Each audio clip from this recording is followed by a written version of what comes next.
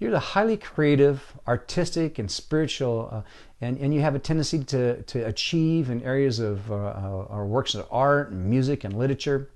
You're spiritually aware and more in touch with your soul than most people are, and so you have a tendency to be very likely be spiritual in nature, and again, to be in touch with those types of things. You're a well-developed ability to appreciate aesthetic qualities, so you see the finer things in life and are very close to them and appreciate them. You're passionate and have intense feelings about things, and very possibly wear your emotions on your sleeve a little bit, which is not a bad thing. The world could use lots of that. You're quick-witted, observant, and have quick reactions to things, so you're probably a lot of fun to be around. People have the kind of personality that people enjoy. You're a good listener and want to help other people. You want to hear what they have to say, engage in their lives, and help them, and see if you can't help them in any way that you can. You're a true source of self-esteem for others, and you have and confidence for other people. They have a tendency to like to be around you because you can help build them up. You're practical and detail-oriented, and you're great at handling the details in any kind of a project, so people want you working with them. They want to work with you. They know that you'll take care of the details. You can get things done. And then you have the ability to enjoy the moment without stressing about things that are coming up in the future or the past. And you have a tendency to be able to do that easily.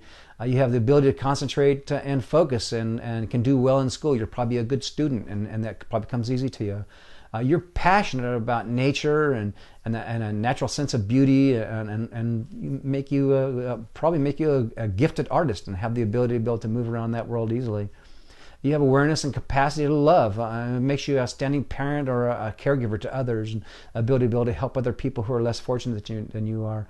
And you can be a powerful force for social change. You're the kind of person that can get into an environment where people need help, where there needs to be change, so that the society in general can have a better sense of what's of right and wrong. So let's talk about some of your weaknesses. You may be extremely sensitive to any kind of criticism. Criticism might come across as something that's directed to hurt you, when that's not normally the reality. Normally criticism comes across because people are genuinely interested. Now you can tell when somebody's being mean because they come at it with an emotional passion that's just striking at you, as opposed to somebody who criticizes something you did or something you're doing or something you do on a normal basis because they have a concern about you. You can sense those, so watch and make that distinction. Not everybody that criticizes you is out to hurt you. You may be unable to see opportunities inherent to a situation. So you need to find some people who can see those opportunities, make up and be part of a team that works together to find the best for a situation and look for the opportunities to make them the best situation. You may perceive criticism where none was intended. So when you're into a situation and you think there's criticism, and ask other people, see if they see there was a criticism, because it's your tendency to look and find criticism where there wasn't even any criticism to begin with. You may have skewed or unrealistic ideas about reality. So again, when you see things happening and you come with conclusions, make sure you test them against reality. Make sure you test them against the data.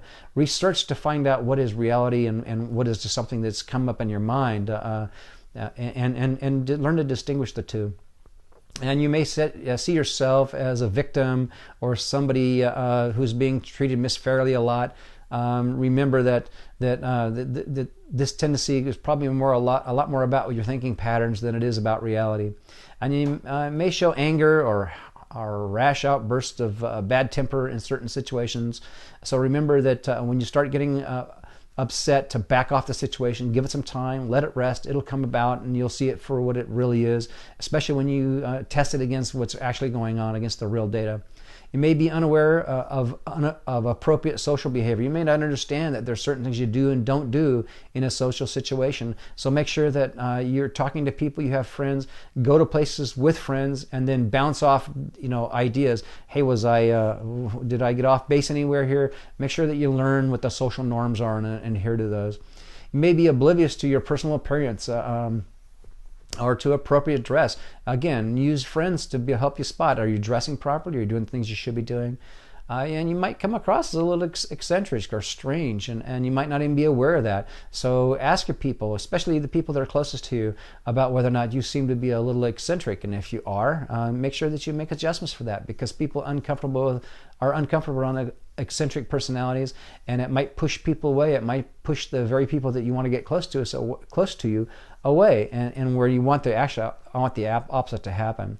You may value your own opinions above those of others, and remember that it takes more than one person to come to a great conclusion about something. We can all make it from point A to point B on our own, but it'll never be as effective, never be as efficient as if you take into everybody's ideas, everybody's values into account.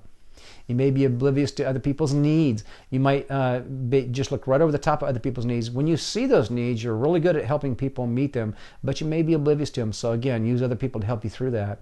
You may be overwhelmed when someone expresses disagreement with you. When somebody expresses disagreement, just learn to establish principles that'll help you see whether or not their disagreement is misfounded.